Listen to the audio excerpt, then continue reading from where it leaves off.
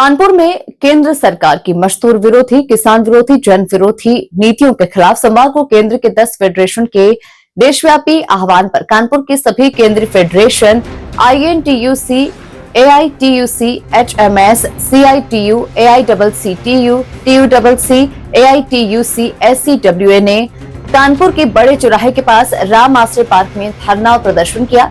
इस धरना सभा में सभी ट्रेड यूनियन ने जहां पदाधिकारियों ने अपने अपने विचार रखे। इसी क्रम में हिंद मजदूर सभा के केंद्रीय संगठन मंत्री और भारतीय खाद्य श्रमिक संगठन की महामंत्री तारिणी कुमार पासवान ने कहा कि केंद्रीय सरकार तानाशाह निरंकुश हो गई है। ये सरकार श्रमिक, किसान और युवाओं की विरोधी है।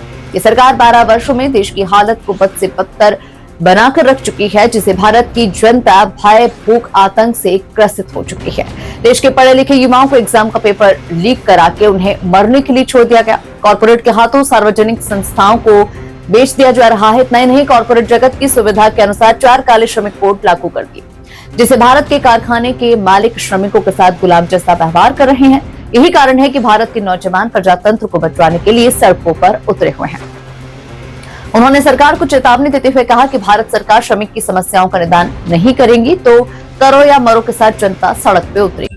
सबसे पहले मेरा नाम तारिणी कुमार पासवान हुआ। मैं हिंद मजदूर सभा के राष्ट्रीय संगठन मंत्री हूं एवं भारतीय खाद्य निगम श्रमिक संगठन का भी राष्ट्रीय महामंत्री हूं और हिंद मजदूर सभा के कानपुर मंडल अध्यक्ष हूं।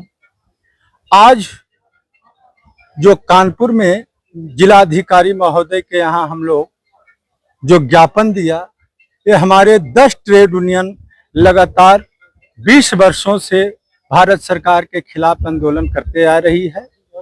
वो जो आंदोलन है, मजदूरों के जो ऊपर अत्याचार किया जा रहा है, मजदूरों को न्यूनतम वेतन नहीं दिया जा रहा है, समान काम का समान वेतन नहीं दिया जा रहा है, वर्करों को परमानेंट नहीं किया जा रहा है, किसानों को उसकी मुआवजा नहीं दिया जा रहा है।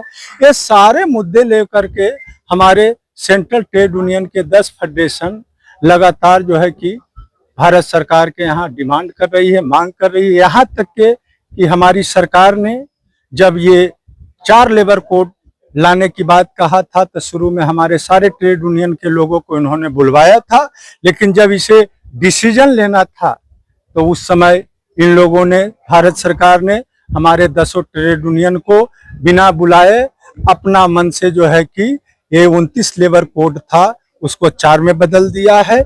इसी का खिलाफ हम लोग जो है कि अलग अलग जिला में, अलग अलग प्रदेशों में हमारे 10 ट्रेड यूनियन की आह्वान पर आज कहीं जेल भरो आंदोलन है, कहीं रेल जाम करने की आंदोलन है, कहीं रोड जाम करने की आंदोलन है। अलग अलग जिलों में जिस प्रकार के लोग के पास व्यवस्था है उस ढंग से हम लोग ने आंदोलन किया। उसी क्रम में हम लोग हिंद मजदूर सभा के साथी के अलावा इंटक, एटक, सीटू, एटू सारे लोग आज रामाश्रय पार्क से चल करके यूनियन है और किसान मोर्चा, किसान लोग और लोग भी इसमें सम्मिलित है।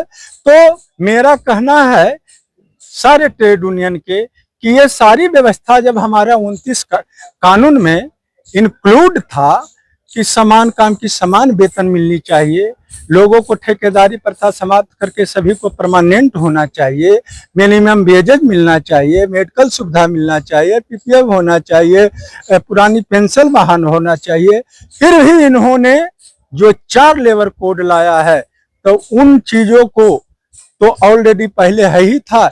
इसमें इन्होंने जो वर्करों के नुकसान करने के लिए एक कानून लाया, जिसमें पहले था कि मजदूरों के ऊपर जुल्म होता था, अत्याचार होता था, तो हम लोग लेबर कमिश्नर के यहाँ मजदूरों के शिकायत को रखते थे। उन्होंने अपना LIU को भेज करके उसको एग्जामिन करता था और यदि जो गलत पाया जाता था तो मजदूरों के पुनः जो है कि उसको नहीं होती है तो हम लोग आंदोलन पहले शांतिपूर्वक कर रहे हैं। उसके बाद जेल भरो आंदोलन की आज आह्वान है।